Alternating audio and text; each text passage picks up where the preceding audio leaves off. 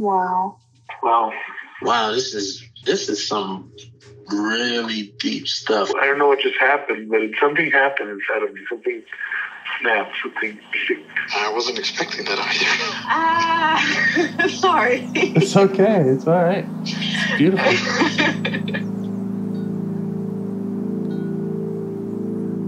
Monster is like really small, but it had to become that to stop me. And then the hurt child became present when you mentioned it. And I didn't realize this until now. There were things that I didn't remember until now. Funny, I haven't seen that before. It feels like I'm the monster. I'm kind of seeing images of things, of a world where they can exist.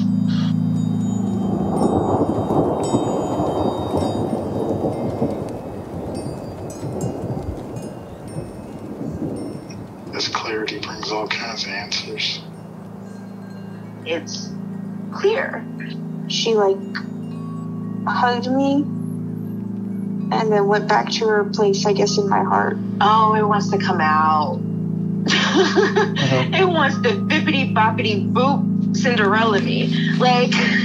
She's melted into my chest. It's ooey gooey. All week been finishing things, cleaning up more, started eating vegetables again last week. And it kind of just started happening. It's almost like I just finished going through a meditation session. I feel light. When you hit that first joint, in the morning, and I actually feel a lot more awake.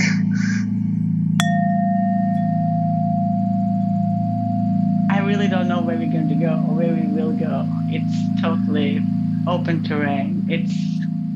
I'll tell you more about it. I could even start now. So last session was really good. Mm-hmm. And it's uncanny because,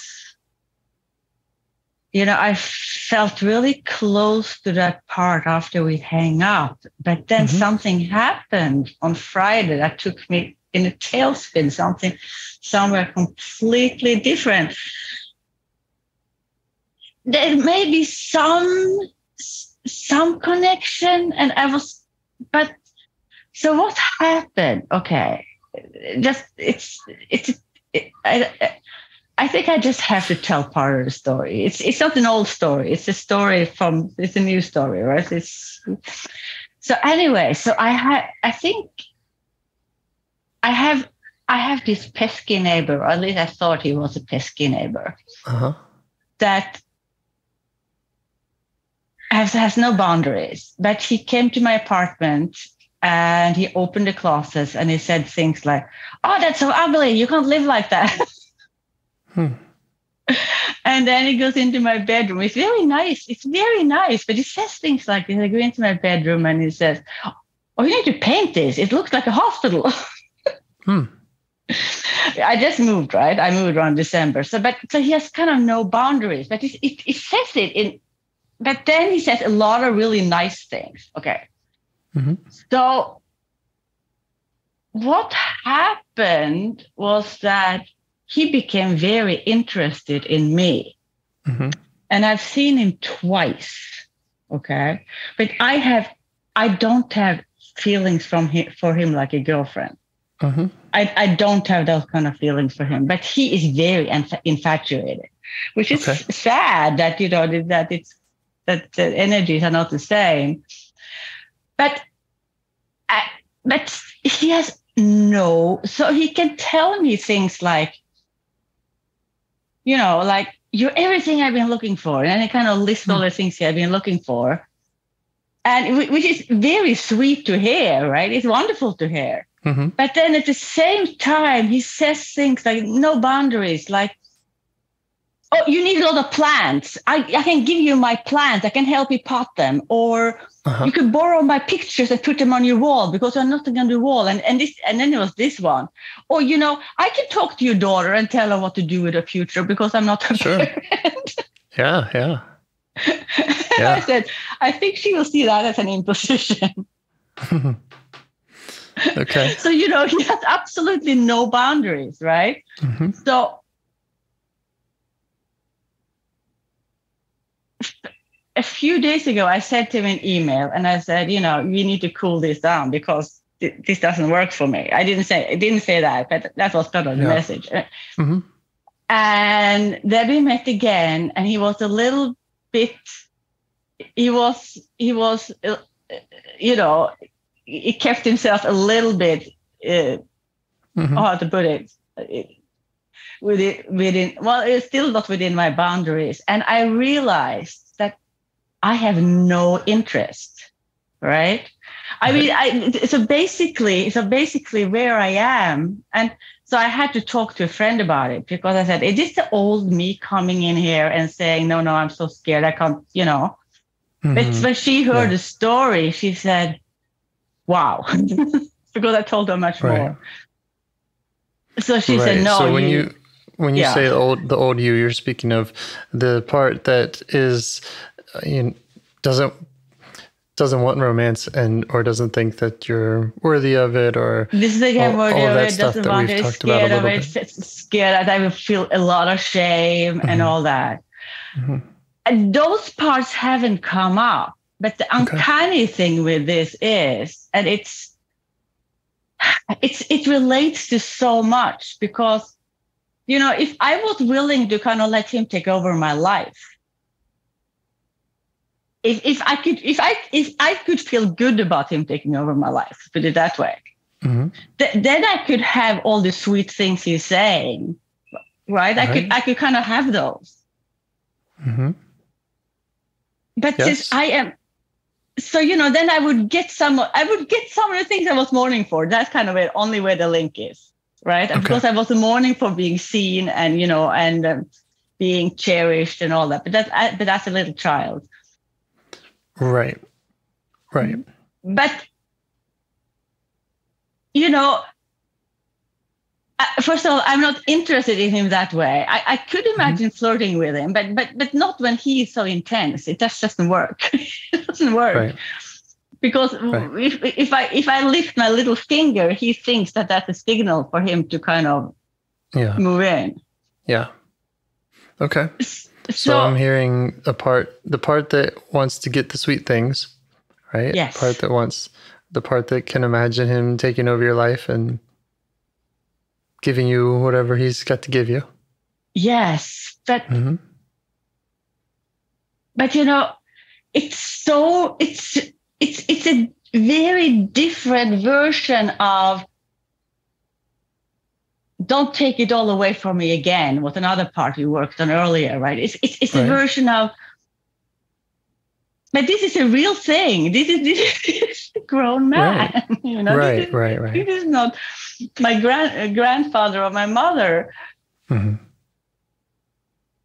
But I have sort of stood up for myself and told him, so like today, I said, I'm not in, I said, I don't want a girlfriend-boyfriend relationship. Mm-hmm. I don't have feelings for you that way. I said it all in I form. And then I said, I would be ready to have a normal friendship where maybe you went to a movie once in a while, occasional, right? Mm-hmm. But that's, and I also said in that email, I said, I'm sorry if this is hurtful for you. But I said that too. Mm-hmm. So it wasn't a mean email, but I kind of said, this doesn't work for me. Yeah. So which I would never have done. Which I would never have done when I was little, right? When I was little, and these parts were triggered, or when I felt flooded, I withdrew completely. Into myself, right? I was numb, or I dissociated, or I did something. Right.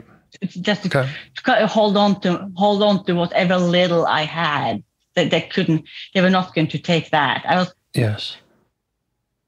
So my reactions are different the parts of so basically, so let me stop. So I don't know which parts to approach today, because for various reasons. Yeah. Because they come up in the present. Mm-hmm. They come up in a real present situation. Mm-hmm. Okay. I'm handling it differently than I would when these parts were exiled. Mm-hmm. But still, it makes me really.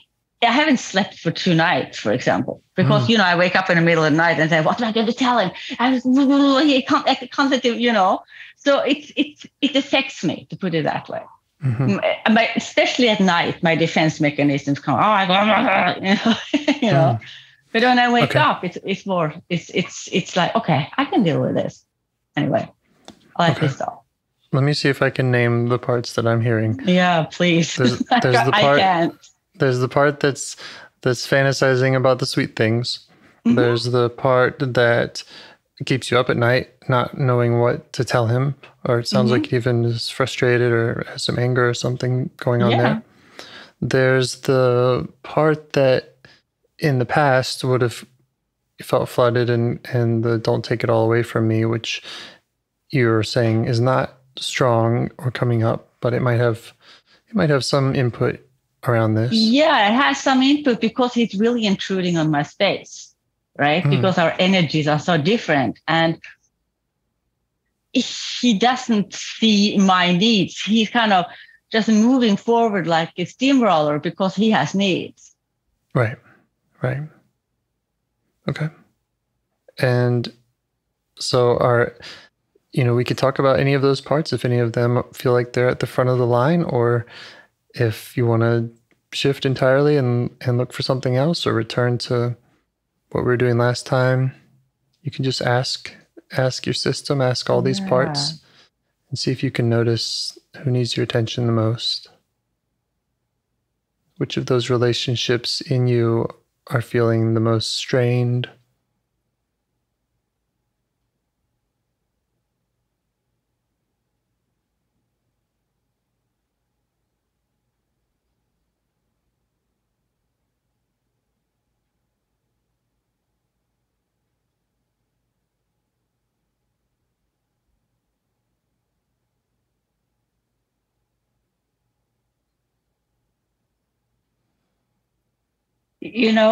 I wish I could go. We're going to do that, even if we don't do it today. But I wish I could go back to the guilty part, because that even if I don't feel it right now, there's tons of stuff to be done there, work to be done there. Right. And you have these other parts. Go ahead. Yeah, exactly. So what I feel closest to is everything that stirs inside me when I kind of have to kind of push to kind of to claim my space, to reclaim my space. Mm-hmm. Yeah. Is that the one that keeps you up at night? Yeah, that's the one that keeps me up at night. And that's it's like he's coming close. It's like he said things like, "Oh, maybe I can come with you to Africa." And I got, in my immediate reaction was, never. No, I'm so scared. Because it will ruin the whole thing for me. This is my adventure, that where I'm going to explore things just for me, right? Right. And having a steamroller with me. Completely over would ruin the whole thing. Yeah. So I almost flipped when he said that. Yeah. Okay. And then I started thinking. And when I wake up at night, I think, when I go, I'm not going to tell him where I'm staying. Never. Not my itinerary. You're not even going to tell him that I'm leaving. And I'm going to leave. Because I felt like the feelings were that I have to sneak around him in order to be safe. Yeah. because I don't trust that he would heed it, right? That he wouldn't jump on the next plane and say, "Hey, here I am."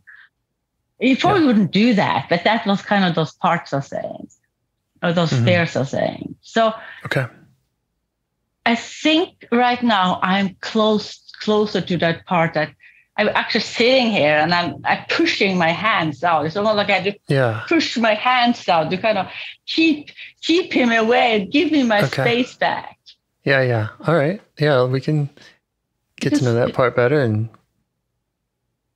learn what it's up to and what it needs from you. Yeah. What's driving it? What makes it keep you up at night? So you're noticing the pushing feeling. What else? How else do you notice it when it shows up? I feel it. Okay, so I feel it into my stomach that I'm not safe. So the safety is there. The safety, which as you probably realize by now, is a big issue for me. Not feeling safe. And, his behavior reminds my exiles about my mother, who, even if I closed my door, she would just open it. Yes. She wouldn't knock and say, "Can I come in?" She would just open it. Right. And, she would open my mail, she would, it's that I'm not safe. This guy could, he could. Right. So, yeah. Okay. Yeah, let's start with that. Let's start with the push away protector that keeps you up. Sounds protectory to me. Yeah. So how do you notice it? You mentioned the pushing feeling. What else do you notice in your body when that comes up? You said you almost flipped out. I stopped breathing. I kind of hold my breath, like, oh.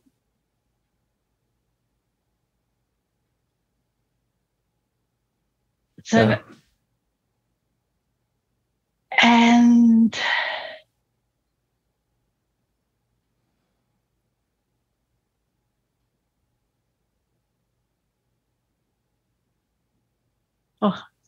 I spaced out. I have to come back.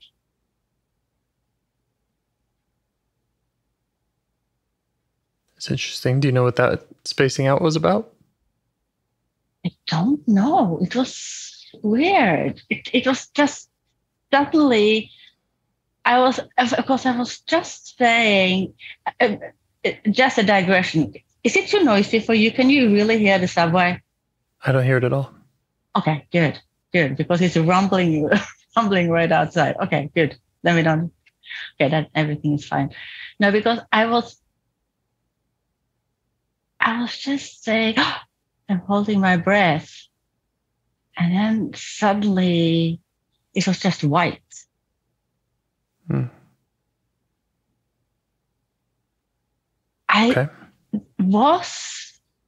I was on my way to feel a sore feeling, a very sore, vulnerable feeling that I couldn't. It had a glimpse of it, something really sore and vulnerable, something that I couldn't really put words on, just, Right. Yeah. And it could have been that made me go blank. I don't know, but yeah, it sounds like there's this exile energy of not feeling safe, of remembering those boundary violations that you experienced as a kid, that kind of exile part. And I imagine that there are these protectors around it, the protector that wants to push this person away, and a protector that will just take you right out of it. Will just bring that white out. And so, I mean, I could be wrong about any of that, but we can get to know them. We can get, and I would suggest that we check in with those protectors first. So I appreciate that protector for not jumping into the most vulnerable part, you know. It might have something to say before we do that. Oh, you have? It might.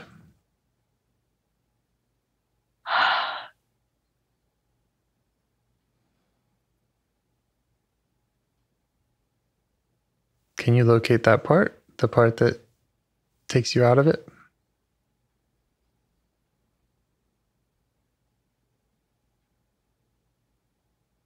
Yeah. Okay. I think I can, and I think it's the part that in my childhood and even young, well, not so young, but into adulthood, could get me actually to dissociate. Mm-hmm. Yeah. Yeah. And how are you feeling towards that part?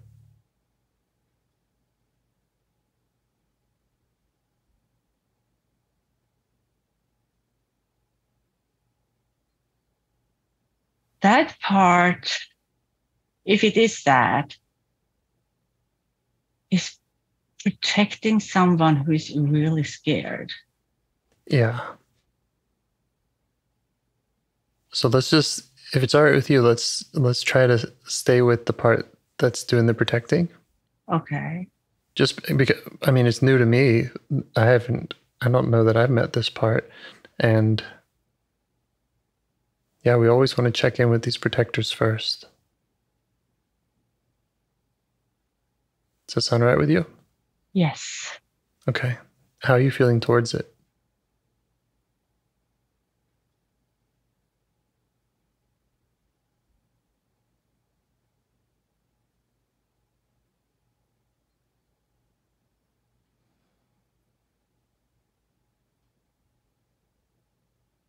You mean if I'm feeling compassionate or angry or... Yeah. When I see what it protected me against feeling, Mm-hmm.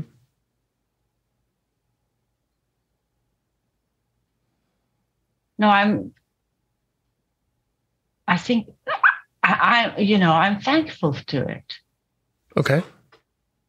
I think I'm thankful for it because... Yeah, you could just let it know that. Yes, because I think it was protecting me from feeling so much violation and fear. Yeah. Let's find out from it. Because it did kind of sneak up, right? It kind of came out of nowhere. So that could be, a good reason to just get to know it. See if you can just send it that message that you're feeling appreciative. I appreciate what it has done, or what it did when I really needed it. I do. Yeah. And just ask it what it wants you to know about itself or about its role.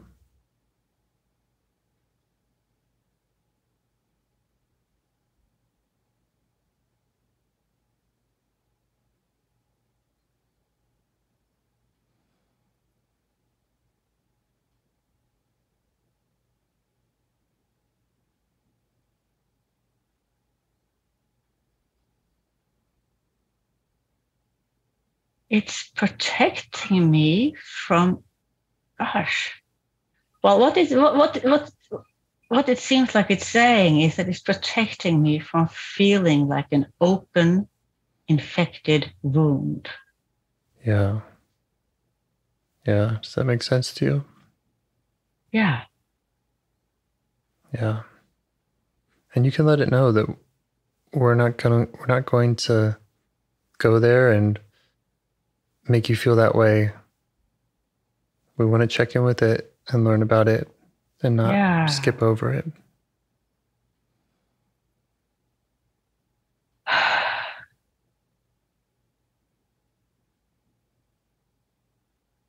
So I'm sitting here and I'm trying to I'm trying to know. I want to know exactly what is protecting, what happened. But, right. That. And, its job is to take you away from that, take right? Me out of it. Exactly. Yeah. So I think, again, that kind of direct approach of let's get to the pain behind it might be too direct for it. And yeah, I think so. And just learning about it, you can check that out with it. Yeah. And what else does it want you to know about it? Maybe what's it like having that job? How does it like that job? Well, it was an important job. I think it feels that it really had to be there. Yeah.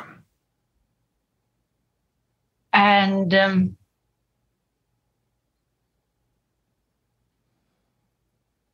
it's also, it's almost like it's kind of proud of the way it did it.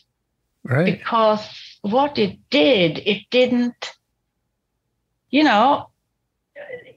kind of, how do you say that in English? Is that a word? Anesthesia, I think. Yeah. Is that a word? Anesthetic, yeah. Anesthetic, it's kind of, it's almost like it's put me to sleep. Yeah, it did a good job. Yeah, and it's kind of proud that it did something that it think was painless. It didn't kind of. It put me in a painless place. That's what it thinks it did. Yeah. Yeah. That is impressive.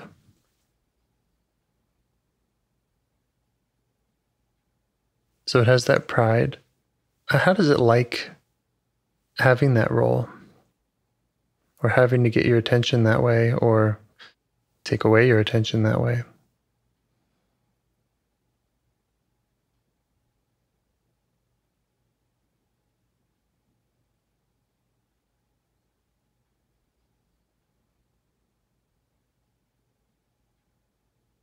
I think it wish it didn't have to do it.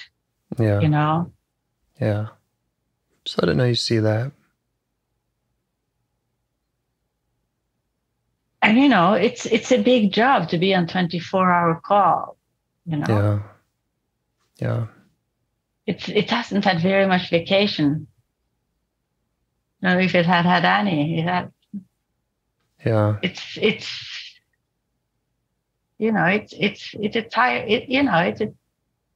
takes up all its energy. Yeah. What would it rather be doing if it didn't have to work so hard?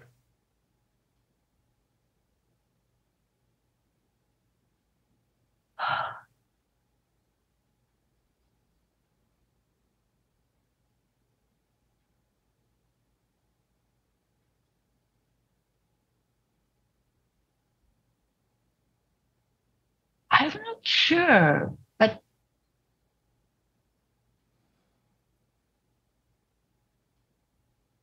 I get the sense it would like to kind of just float around like a cloud, Yeah. a white cloud, and just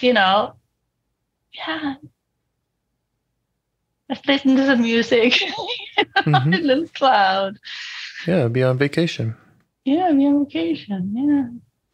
Drift over, drift around, in the breeze. Yeah. And how is it noticing you? Is it noticing you there? Did it receive that appreciation you were showing it?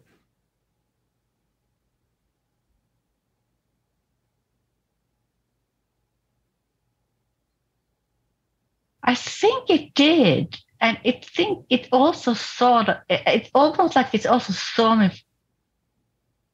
me for the first time. Yeah. That's great.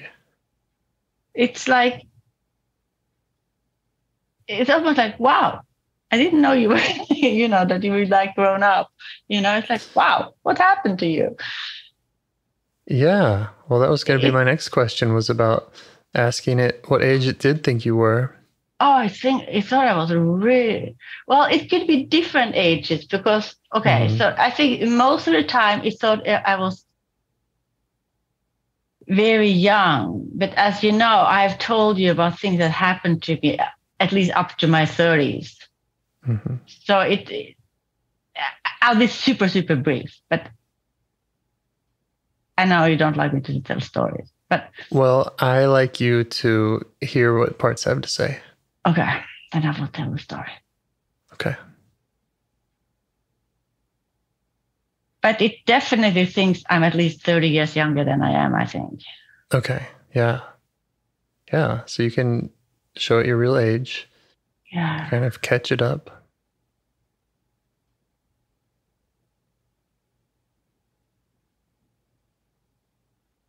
You might show it some of the work that you've done in IFS. And then it's actually saying, am I needed anymore? Really organized. Am I needed anymore? Is what it's saying.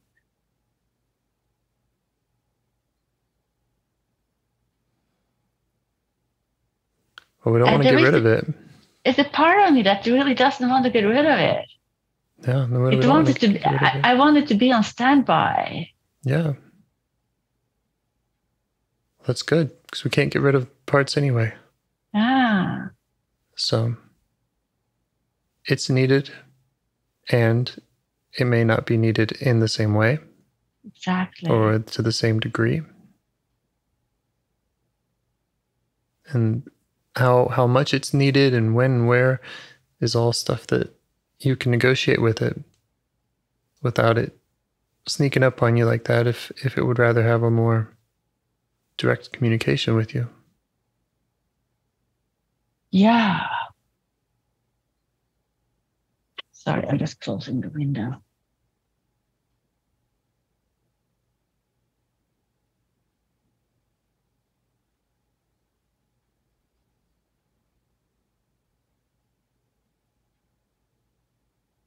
Yeah, I think I would rather that we communicated in a different way. Mm-hmm. Yeah, what does it think about that?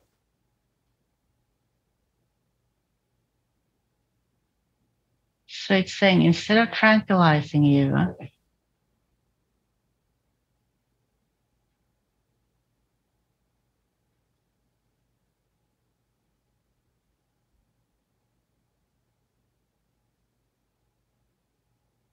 saying that I have to tell it what I would want because it's not sure what other way to operate.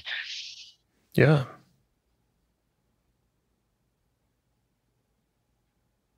And again, you might show it how you've been able to operate when you are not blended with parts, when parts aren't taking over, just some of the powerful work that you've been able to do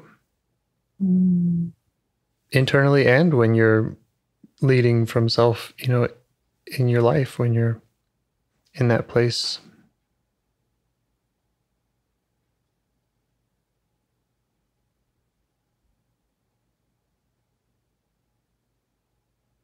Because you know what? I'm just empty. And I sometimes can have a strong feeling of what I want now. For example. Without that being unsafe. Mm-hmm.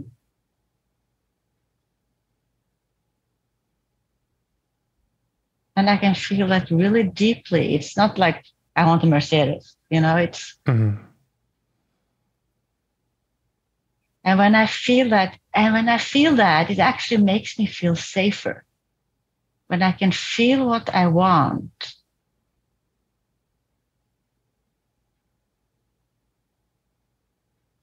And can accept that, makes me feel safer. And I'm beginning to be able to do that. Yeah. And is it seeing that, or seeing you, yeah, are you able to convey that to it?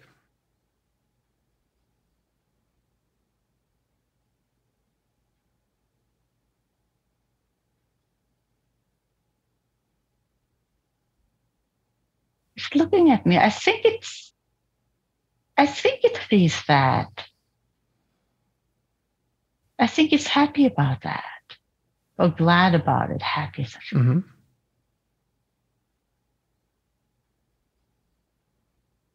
And what does it think about the idea of you now in your present age and with your present resources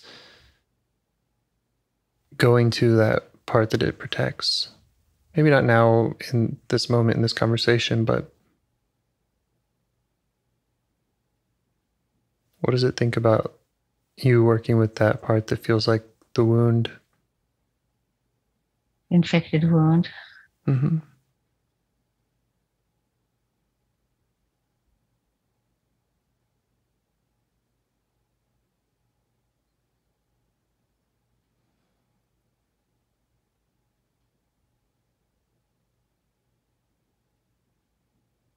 It's nodding because it's saying, or I get the feeling it's saying, I trust that you won't mesh with it, that you will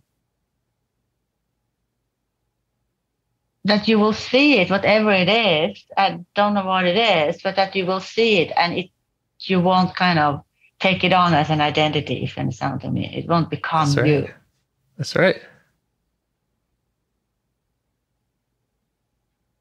Yeah, it's incredible.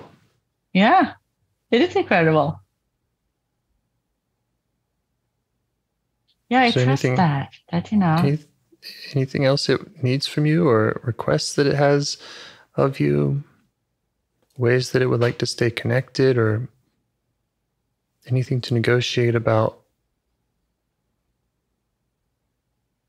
when certain feelings are coming up and it wants to jump in?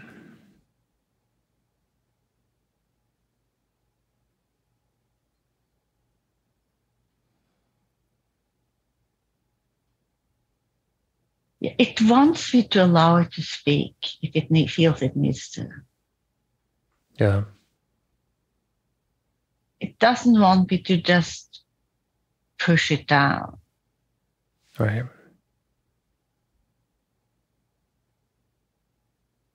But it doesn't want to overwhelm me either. But it wants to be able to, and you know, we have to figure that out when it comes. But mm-hmm. But now that it sees you and you recognize its voice, and see it, that's the first step. Yeah. Maybe the last step too. Maybe. Know?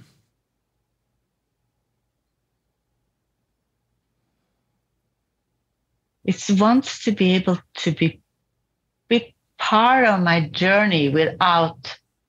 It wants to be able to be there, even if it's even if it's just watching. Yeah. Yeah. As you lead.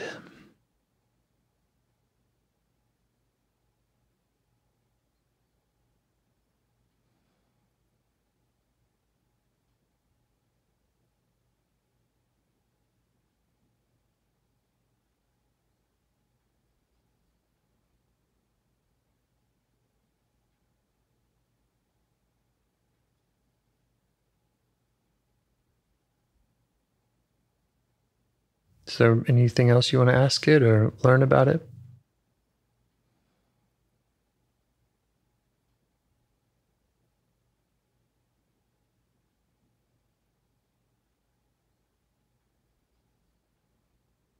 Well, it probably doesn't matter that much, or maybe it does.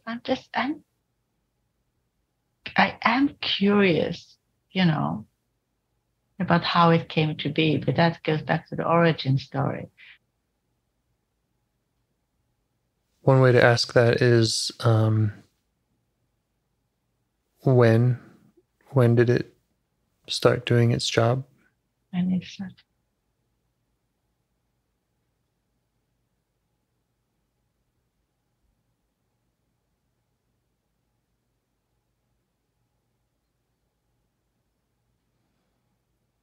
It's giving me two answers. And I think I go with the first one because the second one is kind of a story that I've told so many times. I think it goes all the way back to that baby. Mm-hmm.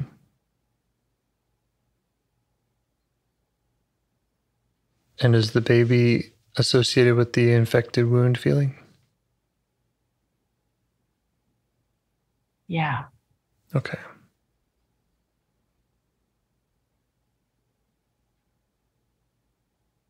Yeah. But it's bigger than the baby because a lot of things happened later on. Right. That kind of confirmed its place and its importance grew. Right.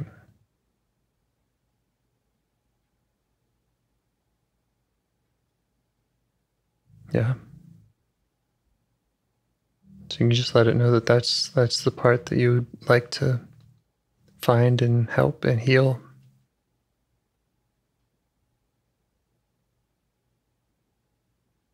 It's the part that was so violated. Yeah.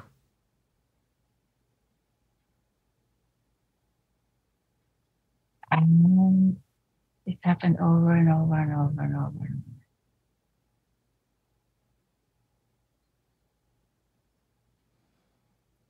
Okay, now I have to tell you a story because it just came out. I just got a picture. It's small. You know what my mom used to do when I was 6 years old when she was scared at night? She came into my room and she woke me up. It was me and my sister's room. And she took me into her bed. Then she rolled over and fell asleep. And I laid pressed to the wall, icy cold. And she had given me all her fears.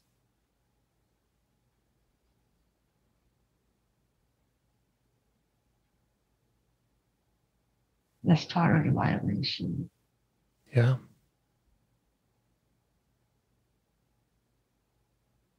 Yeah. It started with that baby, I think. Mm-hmm. And that could be another, the 6-year-old could be another part, another exile. Yeah. You know? Yeah.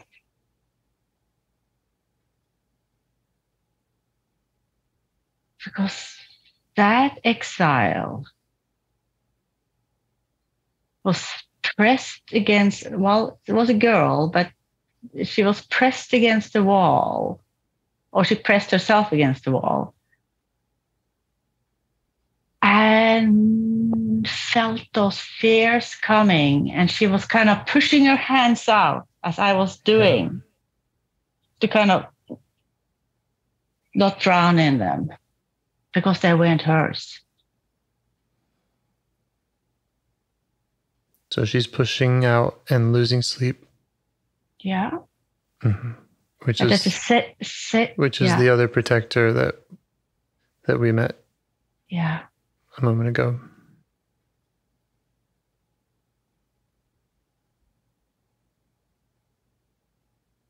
I mean, it's the role of that protector. I'm not saying that she's a protector and not an exile. I'm just saying that's. But that exile is also very closely connected to the guilty one, because at the same time she felt guilty because something in her said she had to protect that mother. And she resisted, but tried to push those fears away. Yeah.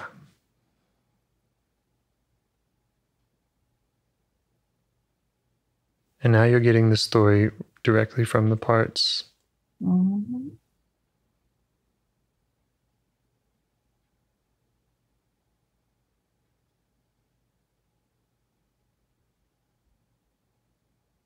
Oh, it was so awful.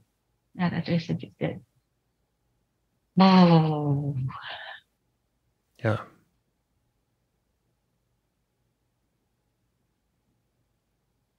So I'm taking notes, and these are parts that I can remind us to come back for in the future, the exile parts. And the open wound. I have a very hard time saying that word. It's something with Norwegian saying ooh. It's hard. Oh, okay, you can say it however. Yeah, well, so don't laugh at me if I say it completely weird. I'm really focusing when I'm saying that word. I don't use it very often.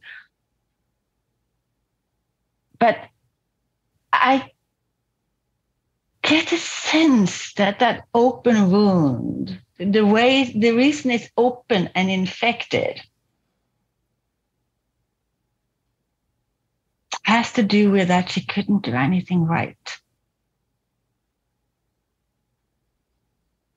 Because if that exile had felt 100% that she didn't want that fear and it didn't belong to her,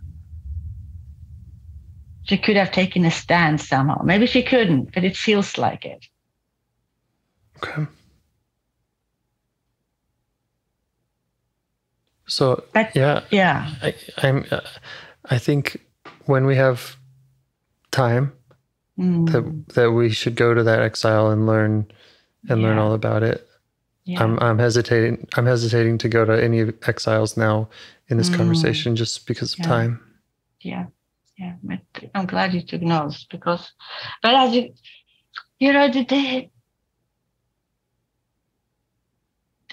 there is a connection between them. That makes sense. They're family. Yeah. But I've never used that word before or that expression that this exile felt like an open infected wound. That's completely new. That just pop up by that protector. Right. When you get the direct experience and the direct story from the parts, and you're not trying to explain it or tell the story, from memory. Yeah. But you're tuned in directly to the parts. That's when the story really matters because that's they're speaking to you. Yeah.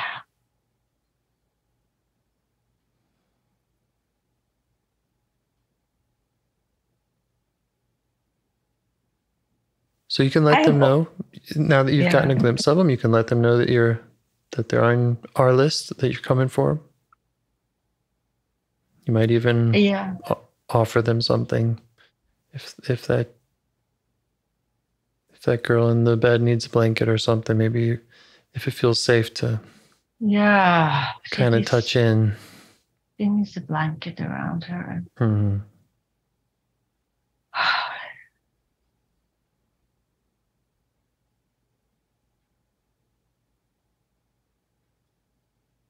And you could check back in with these protectors, the one that takes you away, and maybe the one that has the pushing away, if it had any more it wants to say or ask or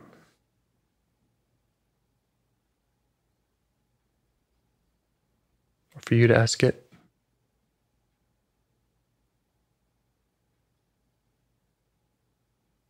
Pushing away. There are two different protectors, the pushing away and the tranquilizer. They are. Because the pushing away is fighting.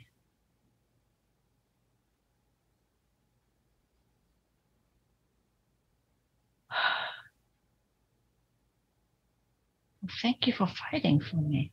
Yeah. And you could check if it knows of these exiles. If it knows about them? Yeah, if it's working for the same reasons and to protect from the same burdens and pains of these exiles.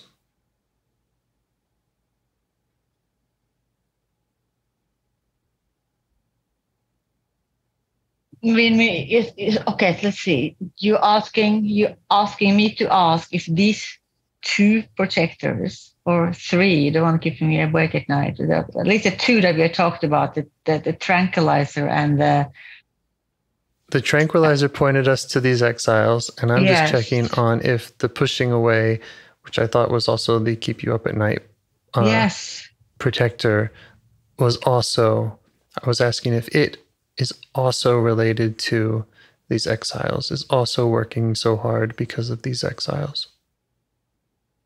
Oh, yeah. Yeah. Definitely. Definitely. Right. They're working for the same cause or for the same reason. Right. They're just different manifestations. That's right. And different roles, different ways to react. Yeah, and I don't think there's any rhyme or reason why one. Well, there probably is. There probably is a rhyme or reason. I don't know why one comes in one situation, another comes in another situation. They definitely are working. Yeah.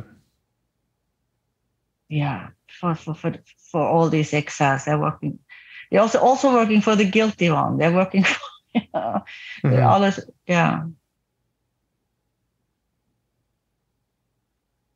A fighter and a tranquilizer. Right. Oh gosh.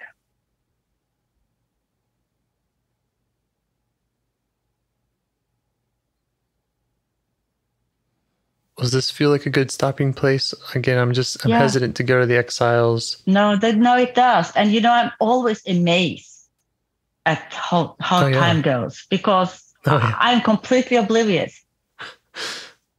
Yeah. I have my phone on the table and I'm not looking at it. So, but I looked now when you said it. Oh gosh, it's half an hour again. It's amazing. It is amazing. Yeah. It's like getting to know new beings, and time flies when you're doing that. Yeah. And it's not just talking about the weather with them. It's really powerful. Yeah. Yeah. Okay. Do any parts have any other requests, concerns, anything?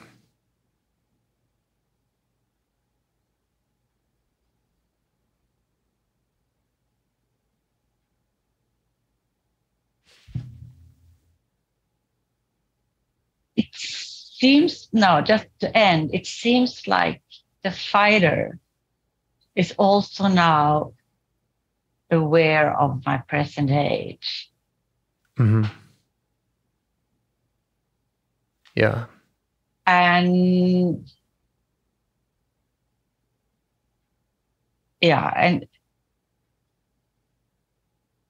that one seems to have a role to play.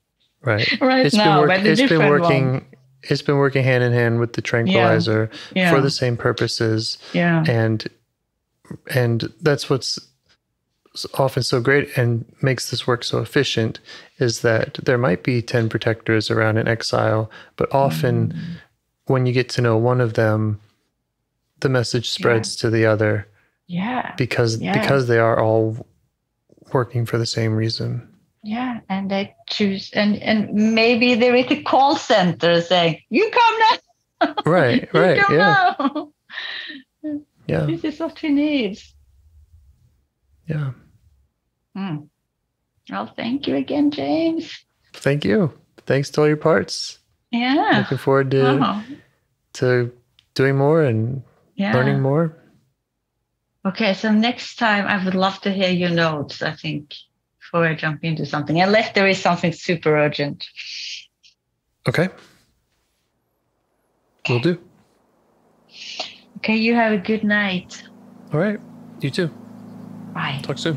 Bye. Bye. Do you want to help bring more self-energy to the world? If you'd like to participate in calls or help out with this project in any way, I'd love to hear your ideas. Join the Discord server or contact me at james@liveifs.com. A huge thanks to our audio engineer, Yvonne, for your care and diligence in editing the calls. To every caller for your courage in sharing some of your parts. And to anyone out there getting to know their internal system, keep going. Who knows, that might be the most selfless, helpful thing you can do for others, and you're the only one who can do it.